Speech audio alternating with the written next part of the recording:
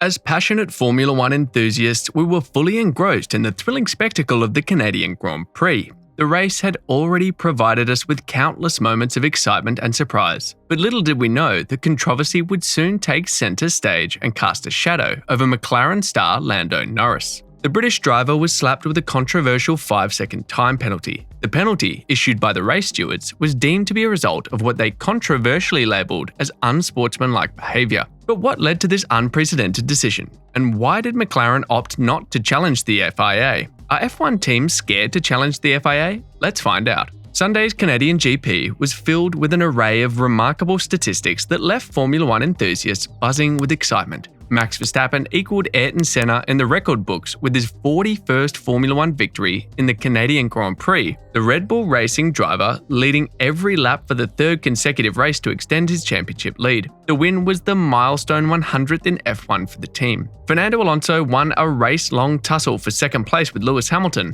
the Aston Martin driver repelling his Mercedes rival in the closing laps. Early in the race, we couldn't help but notice the strategic pit stops initiated by Pierre Gasly on lap 10. This opened the floodgates for other drivers, including Norris, who had climbed from P8 on the grid to a commendable P6. With his teammate Oscar Piastri ahead and Charles Leclerc's Ferrari trailing close behind, Norris found himself in the thick of the action. The Canadian Grand Prix was already delivering its fair share of excitement when the unexpected occurred on lap 12. George Russell, behind the wheel of his Mercedes, collided with the outside wall of the turn 8-9 chicane, causing damage that would ultimately force him to retire from the race. This incident set the stage for a dramatic turn of events and controversy surrounding McLaren star Lando Norris. Just as Norris and Leclerc seized the opportunity to overtake Russell's ailing Mercedes at the turn 10 chicane, Norris received a crucial message from his engineer. The safety car had been deployed and McLaren was planning a double-stack pit stop for Piastri and himself. Norris's subsequent pace down the back straight of the Circuit Gilles Villeneuve raised eyebrows. It could only be described as leisurely, catching the attention of the vigilant race stewards. Their conclusion was that Norris deliberately drove slowly to create a gap between himself and Piastri, allowing McLaren to execute seamless tyre changes for both MCL60s. This perceived tactical driving prompted the stewards to impose a 5-second penalty on Norris for what they deemed unsportsmanlike behaviour. In their official ruling, the stewards referred to Article 12.2.1.I of the International Sporting Code, citing an infringement of fairness in competition and behaviour contrary to sporting ethics. To reach their decision, they extensively reviewed various forms of evidence, including positioning/marshalling system data, video footage, timing, telemetry, team radio, and in-car videos. The data revealed a significant difference in speed between Norris's car and Piastri's car from turns 10 to 13, approximately 50 km an hour slower. Undeterred by the penalty, which oddly enough was not explained to him during the race itself, Norris displayed incredible resilience and determination for the remainder of the Canadian Grand Prix. As the safety car withdrew at the end of lap 15, Norris wasted no time launching an attack on Piastri at the turn 10 chicane, showcasing his fierce competitiveness within the team.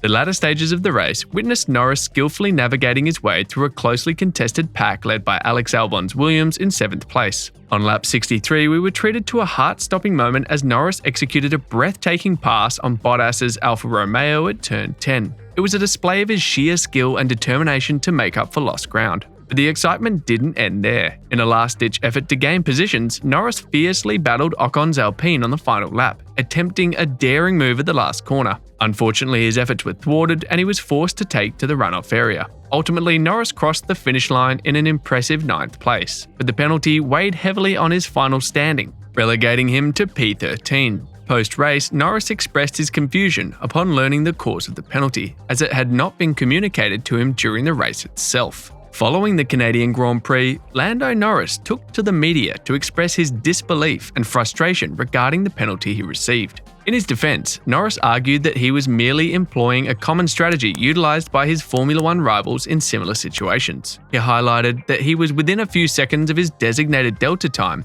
which is often the case for drivers during a safety car period. Norris found it perplexing that his actions resulted in a penalty when many others have employed similar tactics without facing consequences. There have been instances of this incident in the past. In 2017, Lewis Hamilton created a gap to teammate Valtteri Bottas at the Bahrain Grand Prix during a safety car and was given a 5-second time penalty as he held up Daniel Ricciardo. Norris revealed he did not know about his penalty until after the race in Montreal. Norris stated, "It doesn't make sense to me. I was 3 or 4 seconds behind my delta, which everyone quite often is. It was too early to box than what we were planning to do. So I wasn't planning to box. Then I got a call just before the pit entry, so I'm surprised. The guys didn't tell me until after the race. You go slow and you speed up. You want to keep the temperature in the tires, so everyone leaves a gap. It wasn't like I was 10 seconds behind my delta. If it's because of the delta difference, then most people should be given penalties for the last 3 or 4 years.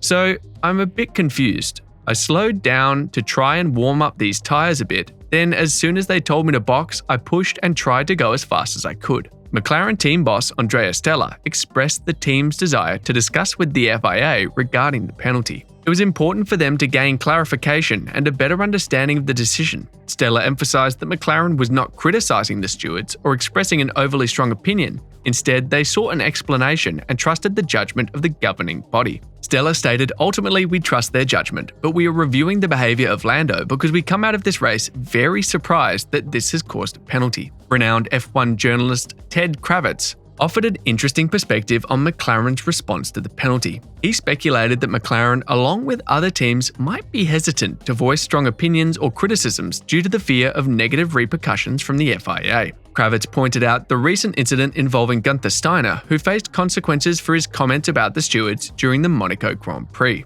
A few weeks back, Haas team principal Gunther Steiner found himself in hot water after making comments that allegedly breached 3 articles of the FIA's International Sporting Code. His frustration stemmed from a penalty imposed on Nico Hülkenberg during the previous race in Monaco. Steiner openly criticized the stewards and suggested that the FIA should appoint full-time professional stewards instead of relying on unpaid officials. While the concept of professional referees has been discussed before, Steiner's choice of words and the manner in which he expressed his opinion raised eyebrows. The stewards at the Spanish Grand Prix determined that Steiner's use of the word layman and his mention of professional referees could be perceived as offensive. They believed that his comments caused offense not only to the stewards in Monaco, but also to other FIA personnel and the dedicated motorsport volunteers. Steiner apologized to those who may have been hurt or misunderstood his words. They essentially ruled that Steiner was not being punished for disagreeing with the stewards, but that however strongly someone feels, their views must be expressed respectfully. Speaking about how the Steiner situation might have affected how McLaren responded to Lando Norris's penalty, Ted Kravitz stated, "When Gunther brought it up after Monaco, he was then penalised, censured by the FIA for speaking out about it in a kind of misunderstanding of the word layman. Layman was what they didn't like about it. So McLaren have learned from that, and McLaren were not very keen to say anything about sportsmanship with the Lando penalty, or else they would get a reprimand from the FIA.